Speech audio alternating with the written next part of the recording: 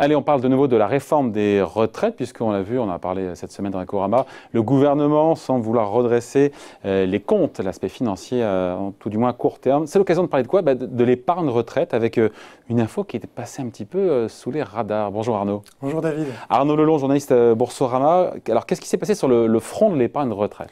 Alors David, est-ce que vous avez déjà entendu parler du mot déshérence? Alors la déshérence, ça concerne les contrats d'assurance vie dont on a perdu la trace des bénéficiaires. C'est ça, c'est exactement ça. Et en fait, on avait beaucoup parlé, c'était en 2016 à l'occasion du vote de la loi Eckert. C'est une loi en fait qui avait amélioré le processus de recherche des bénéficiaires. C'est le ministre ça, exactement. Eckert. Et en fait, il se trouve que dans le domaine de l'épargne retraite supplémentaire, la situation est analogue. Et en fait, pour vous rappeler, dresser ce que c'est l'épargne retraite supplémentaire, c'est tout ce qui concerne les contrats Madelin, les PERP, puis les dispositifs collectifs, exactement, PERCO, article 39, article 83.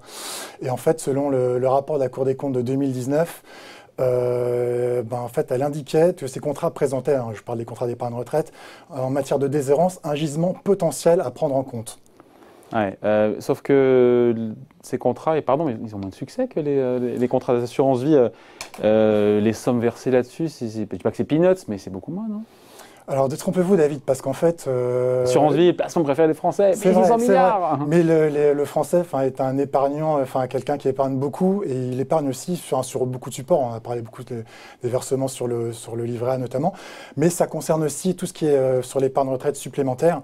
Et en fait, la spécificité de ces contrats, c'est qu'ils sont passés entre l'organisme de gestion et l'entreprise. Souvent, le salarié n'est pas du tout dans le lien. Et en fait, il ne sait pas qu'il a souscrit, l'entreprise a souscrit pour lui ce type de contrat.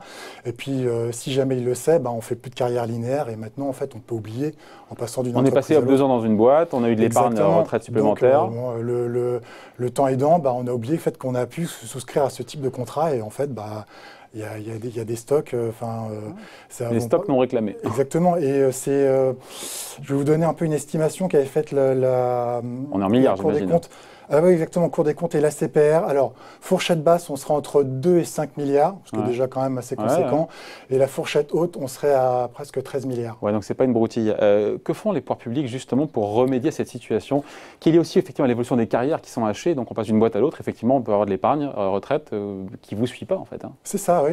Et en fait, la proposition, il y a une proposition de loi qui a été portée par le député LREM d'Indre-et-Loire, Daniel Labaronne. C'est un texte qui avait été déjà présenté en mars 2020, mais il avait été retoqué pour des questions techniques, puis surtout, le timing n'était pas bon parce qu'on allait rentrer en confinement. Et le texte est repassé là dans l'hémicycle le 16 juin, il a été voté le 22, sans que ça pose de problème. Et qu'est-ce qui prévoit ce nouveau dispositif ? Alors justement, son objectif principal, c'est d'informer les personnes concernées de l'existence de ces contrats, parce que ce dont on parlait, ils ne sont souvent pas au courant qu'ils ont souscrit ce type de produit. Et en fait, pour ce faire, la loi va faire intervenir un tiers de confiance qui va servir un peu à centraliser l'information et qui sera en fait le GIP Info Union, le groupement d'intérêt public, GIP Union Retraite. Union Retraite, d'où ça sort ça? Vous en avez entendu parler en fait déjà. David, c'est quand vous vous intéressez un moment à ce qui est sur votre carrière, sur la retraite, ce que vous pouvez faire. Il y a un vous site, passez exactement. Qui s'appelle Info Retraite. Pour savoir combien est-ce qu'on peut avoir de retraite. Exactement. En plus, il est vraiment bien parce qu'il Et c'est ça, Union Retraite? Oui, c'est ça. Oui, parce qu'en fait, c'est une structure publique qui regroupe tous les organismes qui gèrent la retraite de base et la retraite complémentaire, et en fait qui fait l'interface avec le grand public. C'est facile, vous pouvez vous connecter avec votre numéro de sécurité sociale ou via France Connect. Et en fait, vous pouvez obtenir des simulations, faire des reconstitutions de carrière avec les vrais chiffres, parce que on voit les trimestres cotisés, les trimestres manquants. C'est bien fait, il faut aller dessus. Il y a pas mal. Quel site d'ailleurs? Quel est le site? C'est Inforetraite, inforetraite.fr. D'accord, c'est ça. Et donc voilà, c'est le GIP Union Retraite va servir de tiers de confiance, et c'est une très bonne idée en fait de l'avoir associé à cette proposition de loi, parce qu'en fait dès que vous vous intéressez à la retraite, c'est un point de passage obligé, vous y allez forcément à un moment. Donc qu'est-ce que ça va changer dans la loi concrètement? En fait ça va se déployer en 3 temps. Le premier, c'est ce que je vous disais, il y aura plus d'informations en fait. Techniquement, les organismes de gestion de retraite supplémentaire vont centraliser toutes les informations dont ils disposent sur les contrats OGIP Union Retraite. Ouais. Donc il va servir vraiment de point central, là où en fait ils dispatcheront cette information au grand public. Déjà, c'est un premier point vers la transparence. Je voulais aussi signaler que ce sera la démarche, toute cette démarche de centralisation sera surveillée par le comité consultatif du secteur financier. Donc, vous voyez, ça va être quand même assez contrôlé par les pouvoirs publics. Et sinon? Et ben en fait, dans un deuxième temps, maintenant qu'on a un peu mis les briques en place, il faut pouvoir communiquer dessus. Donc il y aura une campagne de communication vraiment à grande échelle qui sera faite et qui encouragera les gens donc à aller sur le site et à le consulter et voir en fait ce qu'ils peuvent obtenir comme information. Je pense qu'il y aura maintenant un volet d'information sur la retraite supplémentaire. Et tout ça est prévu pour quand? Et on finit là-dessus. Alors, en fait, si tout va bien, on devrait en savoir plus au niveau du deuxième semestre de 2021 ou au tout début de l'année 2022.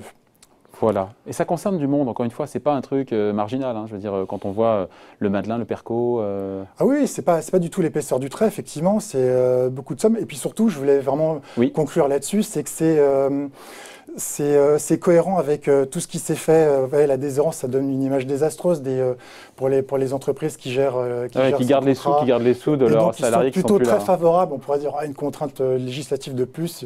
En fait, non, ils sont plutôt favorables au texte, donc ça veut dire qu'ils vont l'appliquer. Et ça va faire, je pense, mécaniquement diminuer le stock de contrats. Et puis c'est cohérent en plus avec l'adoption de la loi Pacte, qui, si vous vous rappelez bien, en fait, rationalise toute l'épargne retraite. Tous les dispositifs maintenant convergent vers un seul plan, le plan d'épargne retraite. Qui vous suit pour le coup toute votre vie, et puis surtout qui oblige les assureurs à avoir à communiquer avec leurs assurés. Ça aurait été en fait complètement contre-productif de laisser, en fait, de pas appliquer cette obligation d'information sur le stock de contrats existants. Peut-être de bonnes nouvelles en perspective pour les salariés qui vont se retrouver avec de l'argent. Alors, on peut espérer, oui, en tout cas, pour leur pouvoir d'achat, je pense que ce sera une bonne chose. Pour ceux qui seront concernés, on verra, il faudra se connecter sur ce site. Merci beaucoup Arnaud. Merci David. Bye.